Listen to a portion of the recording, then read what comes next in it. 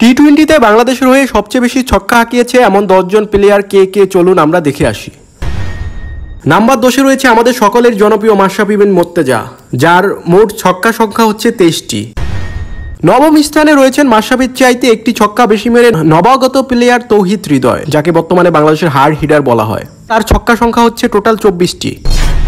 অষ্টম স্থানে যে নামটি রয়েছে একসময়ের জনপ্রিয় মুখ সাব্বির রহমান, যাকে একসময় বাংলাদেশের অন্যতম হার্ড হিটার ধরা হতো। তার ছক্কা সংখ্যা হচ্ছে মোট 29টি। প্রথম স্থানে রয়েছেন মিস্টার ডিপেন্ডেবল, তার মোট ছক্কা সংখ্যা হচ্ছে 37টি। এদিকে মুশফিকের চাইতে একটি ছক্কা বেশি মেরে ষষ্ঠ স্থানে রয়েছেন আফিফ হোসাইন, তার মোট ছক্কা সংখ্যা হচ্ছে 38টি। তালিকার পঞ্চম স্থানে রয়েছেন বাংলাদেশের অন্যতম জনপ্রিয় ওপেনার তামিম ইকবাল খান, তার মোট ছক্কা সংখ্যা হচ্ছে 44টি। এই তালিকার চতুর্থ স্থানে রয়েছেন বাংলাদেশের প্রাণ সাকিব আল হাসান, তার মোট ছক্কা সংখ্যা হচ্ছে 52টি।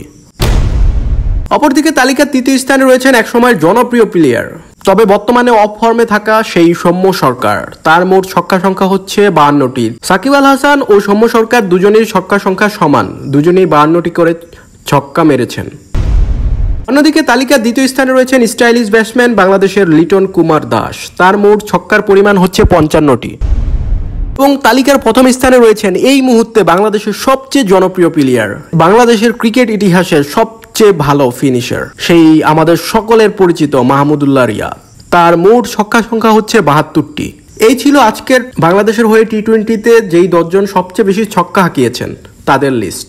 আশা করি ভিডিওটি আপনাদের ভালো লেগেছে এবং আমাদের অবশ্যই জানাবেন নেক্সট আপনারা কোন টপিকের উপরে ভিডিও চাচ্ছেন।